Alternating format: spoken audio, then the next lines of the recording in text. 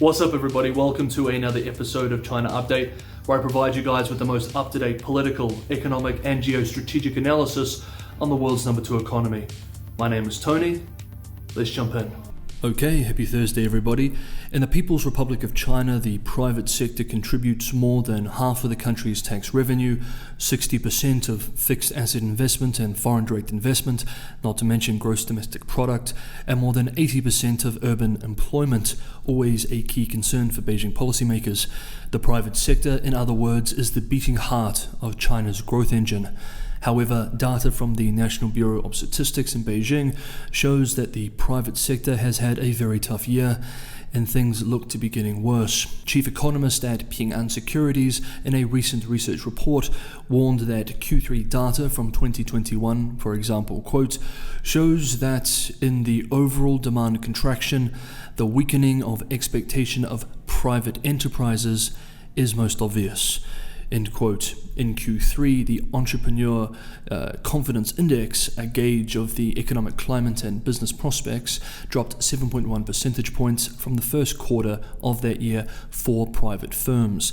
State-owned enterprises saw a much slower decline, representing an expansion of the state-owned sector at the expense of the private sector. Indeed, centrally run state-owned enterprises, as opposed to firms owned by local governments, recorded a net profit of 1.8 trillion RMB, approximately $285 billion last year, an almost 30% increase over 2020, completely outperforming the private sector and setting new records for the public sector. For example, the Secretary General of the State-Owned Asset Supervision and Administration Commission even went so far as to express that, quote, the increase in profitability of central state-owned enterprises has reached the best level in history. End quote. Of course, we shouldn't be too surprised by all this. In 2021, stimulus measures disproportionately helped state-owned enterprises, which also benefited disproportionately from protection measures in 2020, when many small private businesses were smashed during lockdowns and with the collapse of household demand that year.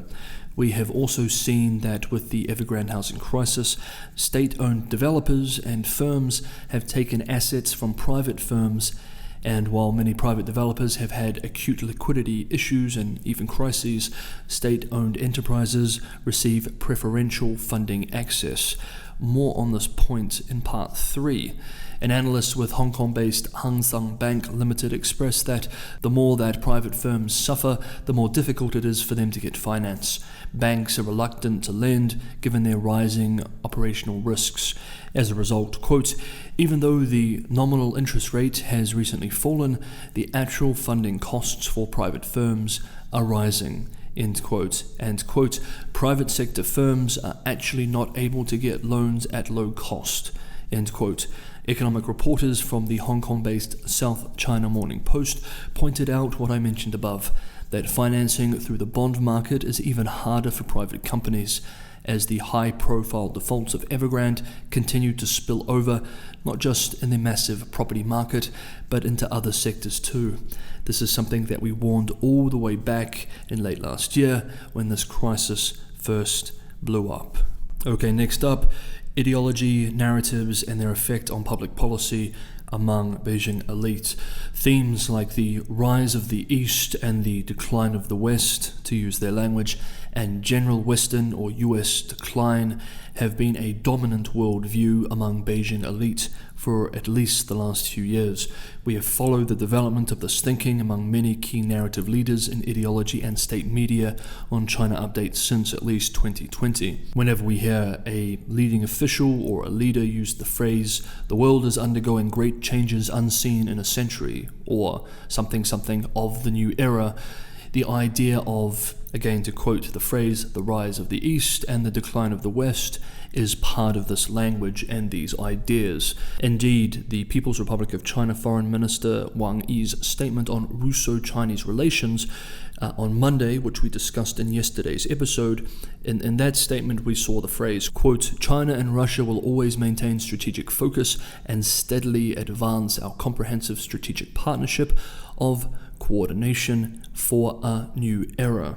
End quote. We should also note too that while rhetorically this can sound relatively inclusive, among many Chinese intellectuals who discuss it, the East often just means China, excluding India, Japan, and others in some discussions, so very Sinocentric, though there are some that do define East as Asia generally. It depends on who you're speaking to or listening to among the internal debates within Beijing's elite circles. This Western decline worldview has been discussed a lot this week too during the 2 sessions meetings currently being held in Beijing and is affecting high-level policy debate, according to meeting minutes made available to journalists this week. The Hong Kong-based South China Morning Post was one of several outlets which wrote on this content, reporting, for example, General Wei Fenghe, China's Minister of Defense, in a Sunday discussion at the National People's Congress, said that the People's Liberation Army is expected to face quote-unquote unprecedented confrontation between major powers, expressing, quote, against the backdrop of the decline of the West and the rise of the East, confrontation between major powers is unprecedented, and we need to focus on responding to containment and suppression from the outside, end quote. On Monday, the party boss at the Foreign Ministry said that more spending was needed in People's Republic of China diplomatic and media resources, expressing, quote, it's necessary for international struggle, end quote, and, quote, it could help facilitate the trend of the rise of the East and the decline of the West, and could help our country shape a new global order and improve our international environment, end quote.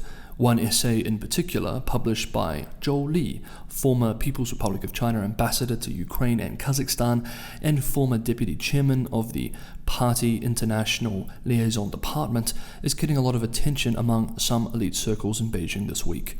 The essay and other pieces from Zhou Li speak of a West rotting from the inside out, collapsing under the weight of its inequalities, poor governance system, and political division, all while the developing world cheers on the rise of a righteous China, which will bring more justice and democracy to the international order.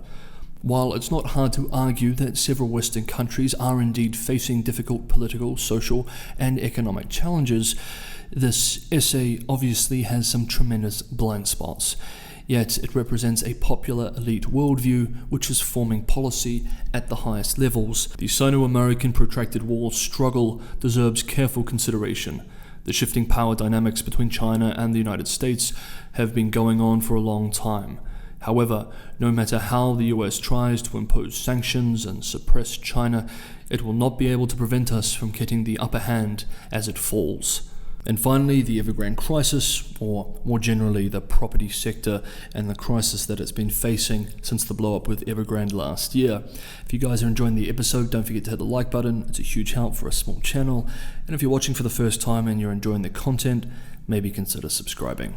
Okay, CRIC, published on Monday, shows that the liquidity and financial issues for developers across the board is worse than feared and is showing no signs of easing anytime soon, with total fundraising by 100 of the country's largest developers slumping to its lowest levels in 4 years last month. In February, these 100 companies raised a combined 39.8 billion RMB, $6.3 billion US dollars last month, 58.8% less than a year earlier and down 58.9% from the month before. The day before that, a separate China Real Estate Information Corp report showed that the top 10 developers in the country, their financing fell, quote-unquote, only 45.4% year on year, having the dubious honor of collapsing at the slower pace.